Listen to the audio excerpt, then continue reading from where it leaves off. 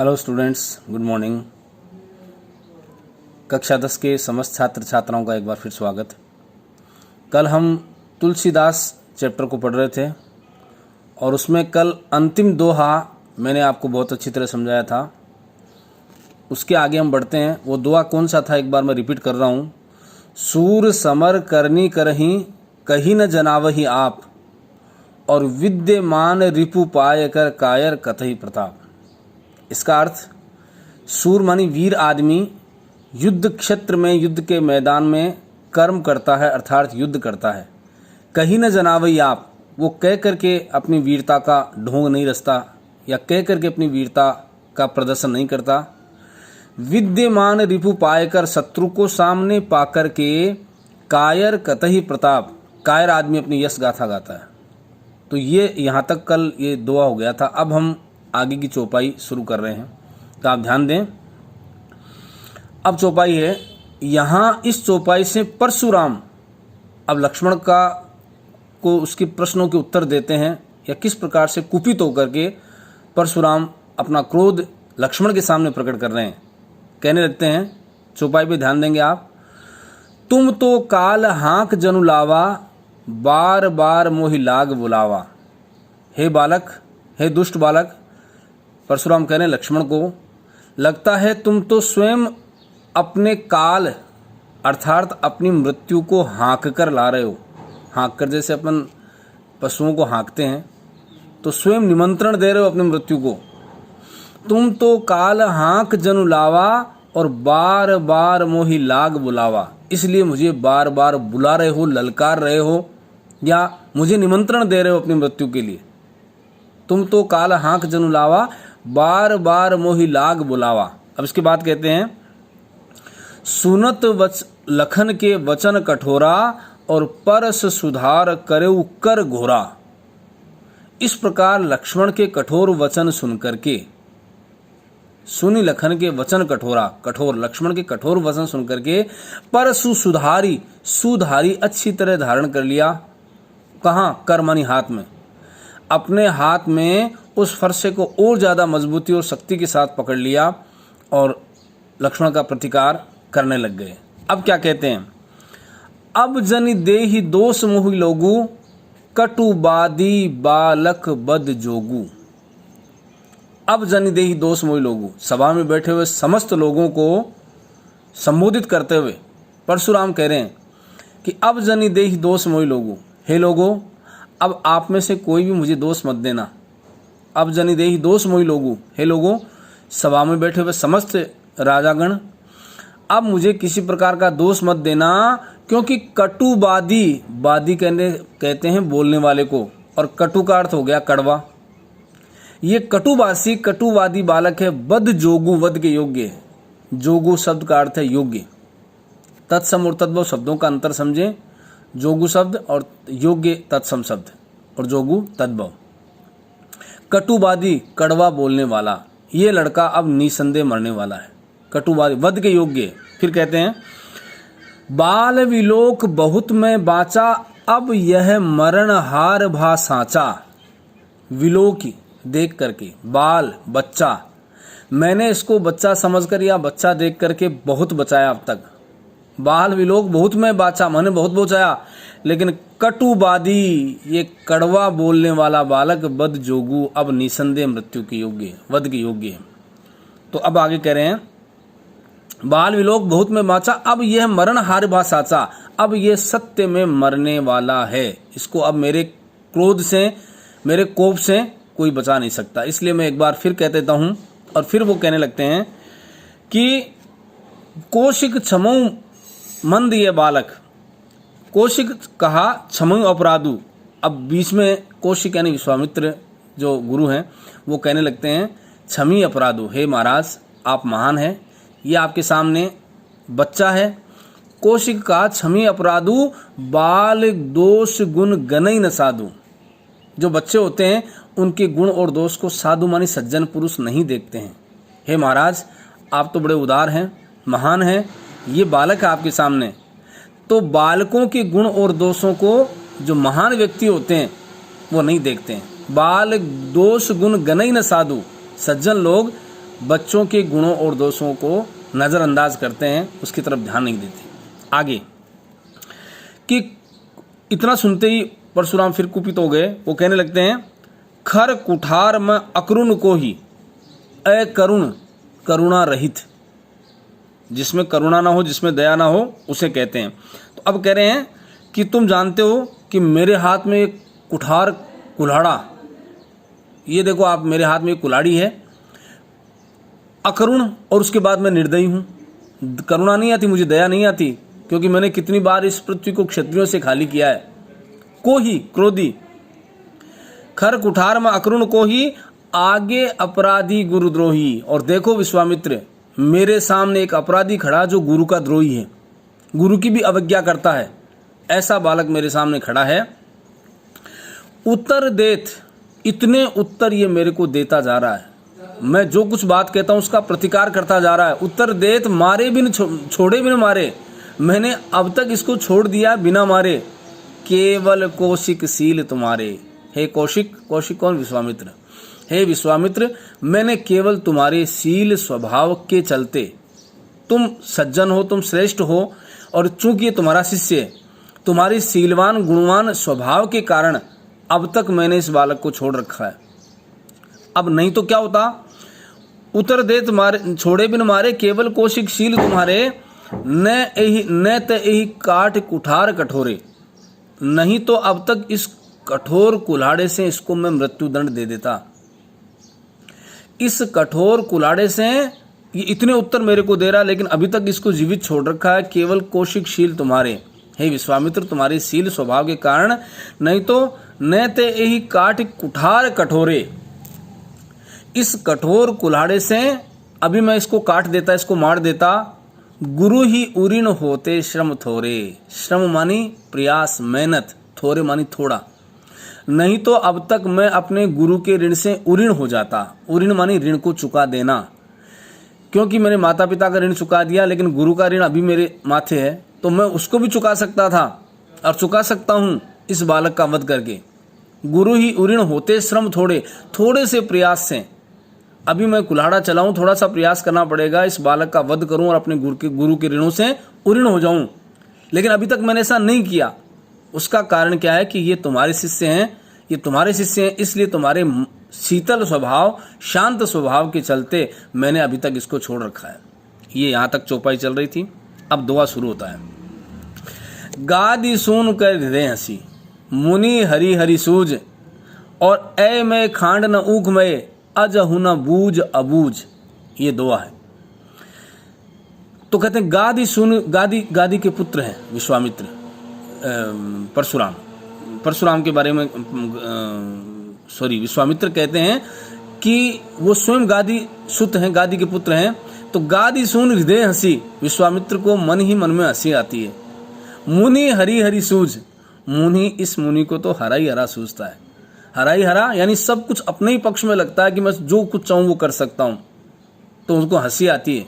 गादी सुन कर हृदय हंसी, गादी के पुत्र विश्वामित्र को मन ही मन में हंसी आती है कि मुनि हरि हरि सूझ, इस मुनि को तो हरा ही हरा सूझ रहा है, यानी सब कुछ अपने ही पक्ष में लगता है। लेकिन ऐ मैं कहते हैं लोहे से बनी हुई वस्तु या चने, लोहे के चने चबाना जिसको कहते हैं ना, मुहावरा। ऐ मैं खांड न ऊख में, ये गुड़ नहीं है, खांड नहीं है मीठी, ऊख से बनी हुई, गन्ने से बनी हुई को खांड या गुड़ नहीं है। ऐ मैं है लोहे के चने चबाना, इनसे पार पाना। यानी लक्ष्मण को युद्ध में परास्त करना या उनसे पार पाना कोई खेल नहीं है, ये लोहे के चने चबाने समान है। अजहु न बूझ अबूझ, ये जानबूझ से कितने अबूझ बन रहे हैं, कितने अज्ञानी, अबूझ कहते हैं अज्ञानी को, अबोध, कि इनको पता नहीं कि जिनसे युद्ध करने जा रहे हैं या जिनको ललकार रहे हैं वो कौन है। वास्तव में साक्षात भगवान श्री राम जो है वो विष्णु के अवतार हैं और लक्ष्मण जी स्वयं शेषनाग के अवतार हैं। ये सब बातों से अनभिज्ञ परशुराम किस प्रकार से प्रलाप कर रहे हैं, इस बात को समझते हुए गादी सुनूं, अर्थात विश्वामित्र को मन ही मन में हंसी आती है कि ये कितने अबूझ हैं, इनको पता नहीं कि किनसे हम युद्ध करने जा रहे हैं। इनसे पार पाना कोई खांड चबाने जैसा नहीं है, गुड़ मीठा गुड़ नहीं है, ये तो लोहे के चने चबाने जैसा है। तो इस प्रकार से मैंने आपको ये पहला पद और उसका अर्थ आपको मैंने अच्छी तरह समझाया है। अब हम इससे आगे का जो भाग है वो शुरू कर रहे हैं, उसका आप पूरी तरह से ध्यान से सुनेंगे। तो अब इससे आगे का और अंतिम पद तुलसीदास का जो हम बालकांड से पढ़ रहे हैं, लक्ष्मण परशुराम संवाद का, और ये आपकी पाठ्य पुस्तक में दिया हुआ अंतिम पद है, इसको हम शुरू कर रहे हैं। अब ध्यान से सुने, आपको बहुत अच्छी तरह समझना है। अब कह रहे हैं, लक्ष्मण इतनी बात परशुराम की सुनते हैं तो लक्ष्मण अपने आवेश में आते हैं, अपने क्रोध में आते हैं और क्या कहने लगते हैं, एक तरह से उपहास उड़ा करके उनको निमंत्रित कर रहे हैं लक्ष्मण जी। यानी लक्ष्मण जी उनकी शक्ति का मखौल उड़ा रहे हैं। और इस पद में अगली चौपाइयों से शुरू होता है, वहां क्या कह रहे हैं कि कहो लखन मुनि सील तुम्हारा, को नहीं जान विदित संसारा। कहो लखन, लक्ष्मण जी कहते हैं मुनि सील तुम्हारा, हे मुनि आपका सील स्वभाव कौन नहीं जानता विदित संसारा, पूरा संसार जानता आप कितने सीलवान गुणवान और कितने महत्वपूर्ण व्यक्ति हैं, इस बारे में पूरा संसार जानता है। एक तरह से कटाक्ष है, व्यंग्य है, ललकारने का काम कर रहे हैं कि मात पिता ही ऊरिन भय नीके। लक्ष्मण जी कहने लगते हैं कि मैं बहुत अच्छी तरह जानता हूं कि आप अपने माता पिता के ऋण से बहुत अच्छी तरह उऋण हो चुके हैं। मैं इस बात को जानता हूं परशुराम जी कि आपने अपने माता पिता को उऋण कर दिया, उनके ऋण से मुक्त हो गए। और आप जानते हो कि इनके पिता जमदग्नि ऋषि हुआ करते थे। परशुराम के क्रोध के बारे में किंवदंती है, कहावत, एक बात है कि एक बार परशुराम जी अपने घर लौट रहे थे, उस समय जमदग्नि अपनी पत्नी के साथ बैठे हुए थे। उस दिन जमदग्नि ने ऐसा विचार किया कि हम देखते हैं परशुराम हमारा पुत्र है, कितना आज्ञा पालक है और कितनी आज्ञा मान सकता है। तो ऐसे ही जमदग्नि ने परशुराम से कह दिया कि परशुराम तुम्हारे हाथ में क्या है? उन्होंने कहा फरसा। बोले सामने कौन बैठी है? बोले तो मेरी माता जी है। बोले क्या मेरी आज्ञा का पालन करोगे? परशुराम ने कहा पिताश्री आपके लिए तो मैं प्राण भी दे सकता हूँ, आप आज्ञा करिए। बोले देखते क्या हो, फरसा उठाओ और अपनी माँ की गर्दन उड़ा दो।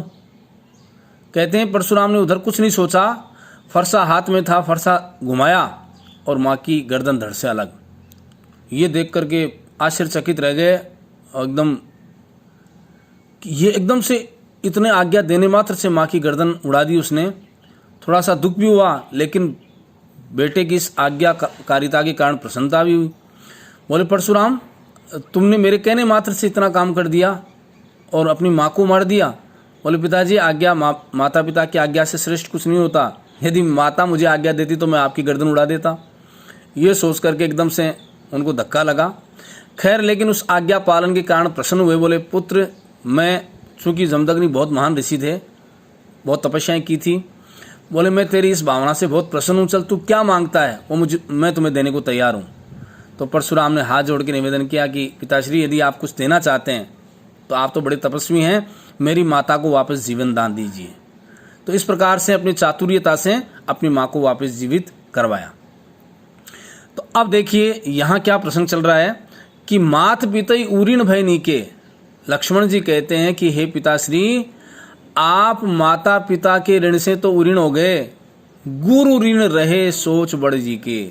लेकिन अभी आपके गुरु जी का ऋण सिर पे है और वो आपके जी में बड़ी तकलीफ पैदा कर रहा है, वो आपके मन में बड़ी भावना ला रहा है, या उस भावना से आप दुखी हैं कि अभी मेरे माता पिता उऋण रहे भय नीके, माता पिता के ऋण से तो उऋण हो गए, लेकिन गुरु ऋण रहे सोच बड़ी जी के।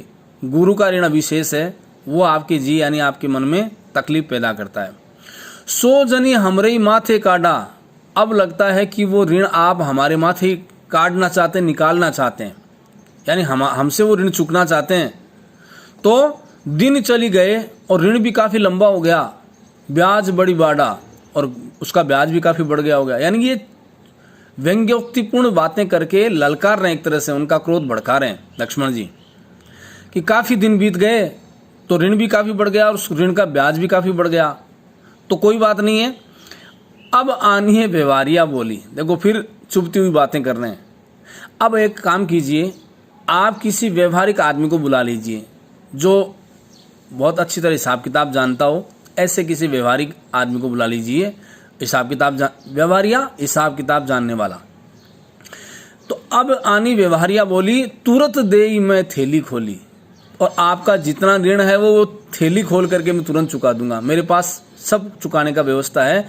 आप तो किसी अच्छे हिसाब किताब जानने वाले को बुला लीजिए और उससे पूछ लीजिए कि कितना ऋण आपका बन गया है, वो ऋण मैं आपका चुकाऊंगा। इस बात का के लिए मैं तैयार हूं। तो फिर आप कह रहे हैं, सुनि कटु वचन कुठार सुधारे। लक्ष्मण के इस प्रकार के कड़वे वचन सुन करके कुठार मानी उस कुल्हाड़े को सुधारी अच्छी तरह हाथ में धारण कर लिया कि अब वो हमला करने वाले हैं, आक्रमण करने वाले हैं। तो सुनी कटु वचन कुठार सुधारे, हाय हाय सब सभा पुकारे। ये ऐसा दृश्य देख करके कि वास्तव में अब परशुराम लक्ष्मण पे हमला करने वाले हैं या लक्ष्मण पे वार करने वाले हैं, पूरी सभा में हाहाकार मच गया। हाय हाय सब सभा पुकारे। सभा में बैठे समस्त लोगों ने हाहाकार मचाना शुरू किया। अब क्या हुआ, भृगुवर परशु दिखावो मोई। अब लेकिन लक्ष्मण फिर शांत नहीं होते हैं कि हे भृगुवर, हे परशुराम, आप मुझे क्या फरसा दिखा रहे हैं। विप्र विचार बचो नृपद्रोही। नृपद्रोही राजाओं के शत्रु, क्षत्रियों के शत्रु।